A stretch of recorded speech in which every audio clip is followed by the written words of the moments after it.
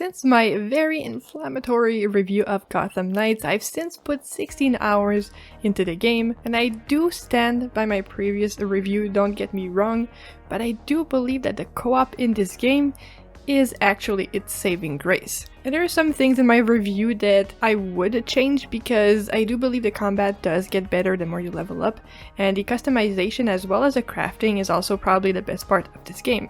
Because, come on, they're Bat family suits, they look freaking amazing, and the kid in me is giddy with excitement every time I get a new one. And on that note, when are we getting Bat nip suits?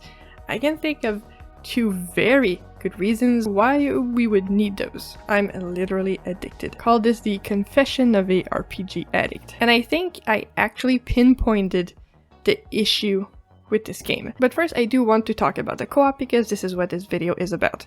So yesterday for the first time I played Gotham Knights co-op with a good friend of mine. And I have to say that this might be the best thing about the game. And I know a ton of people are going to say, "We told you it's a co-op game, it's supposed to be played that way. You're just a hater." But I mean, this is the internet, you dislike something, you're a hater, you love something, you're labeled a shill. There's no winning here. My review and what I said came from my honest experience with the game. But the reality is that co-op doesn't automatically make the issues I previously had with the game disappear. Issues that I still have.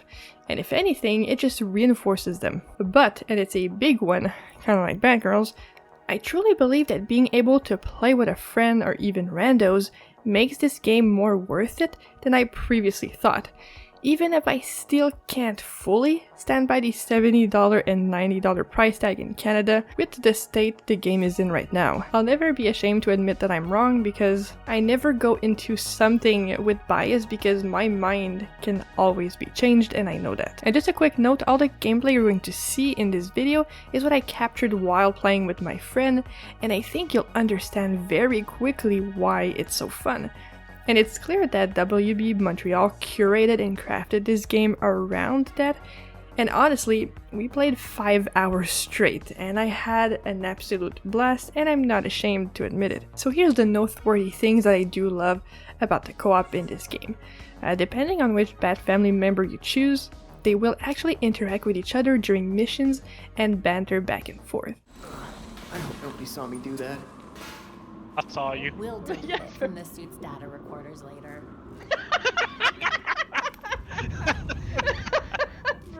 Sometimes the person that's in your game will show up in cutscenes, but most of the time they won't be there, especially if there's like action going on or if there's a lot of dialogue, which is a bit unfortunate, but it doesn't take you out too much. And you'll also get access to team up moves during combat.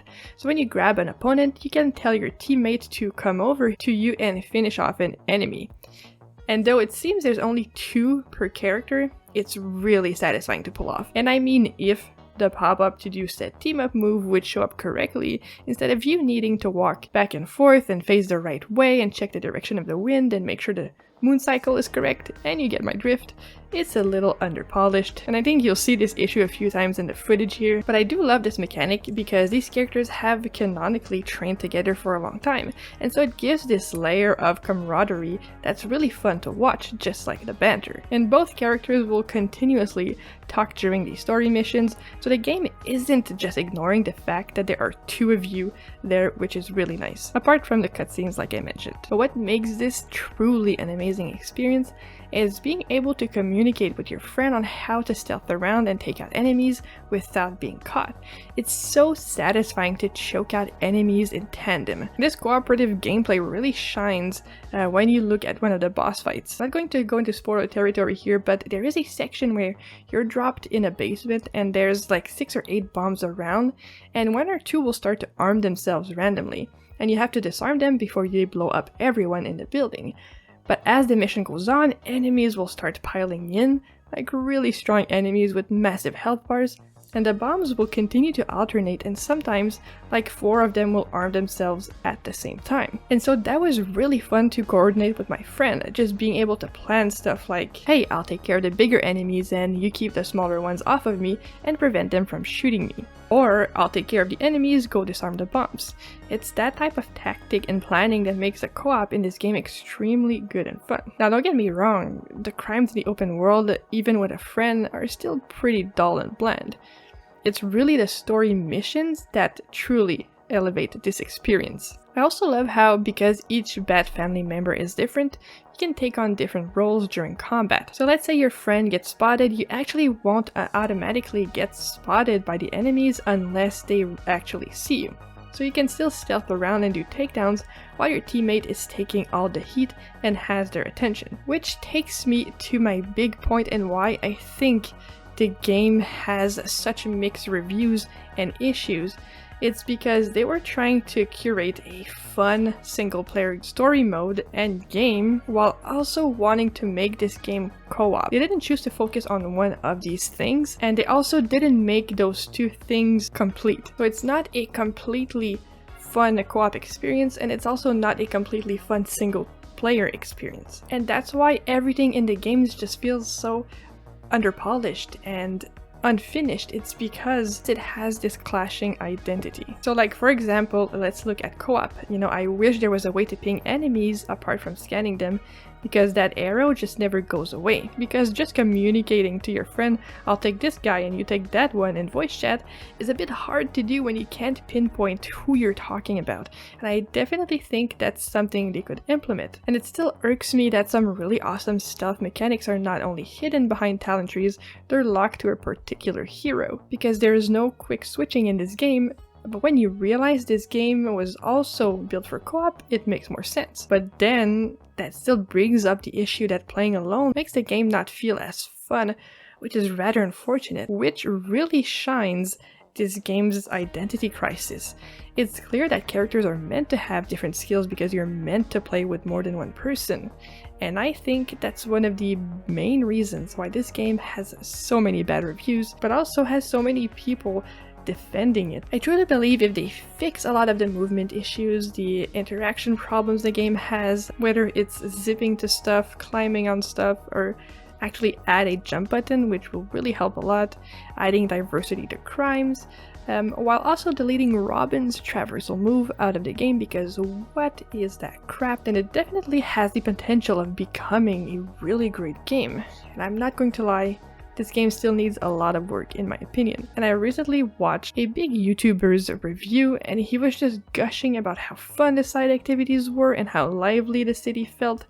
Like, my man, be real, you got that bag and you're exaggerating. The only quote-unquote fun activity is the one with the cachets that Bruce put around the city, because they're quick and you get sweet loot at the end for your troubles. Don't let people lie to you.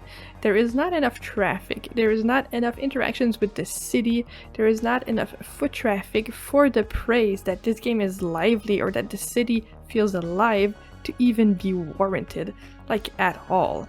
Batman and Robin, the movie, had a better Gotham. This Gotham is just an empty time waster as you zip from mission to mission. Well, if you haven't unlocked the fast travel yet, which is admittedly a lifesaver. But then again, unlocking them is also the one time where I just looked up at the sky, threw my hands up in the air, and asked God to strike me down. Because who in their right mind think it's fun to stand on rooftops and chase freaking drones around the city, wait for them to land so that their shield goes down just to scan them? It is so freaking stupid, dude. But anyways, if you're bored or sad, try the co-op. Even with randoms, it's actually extremely fun. It won't fix the game, it won't make it perfect, but it definitely does help the experience.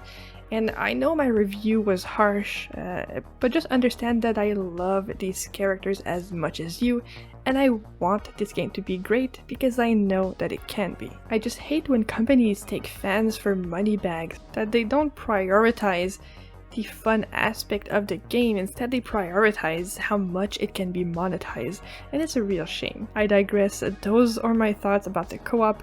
Let me know what you think, and let me know if you tried it out. Other than that, everyone, have yourself a wonderful day. And I'll see you all very soon.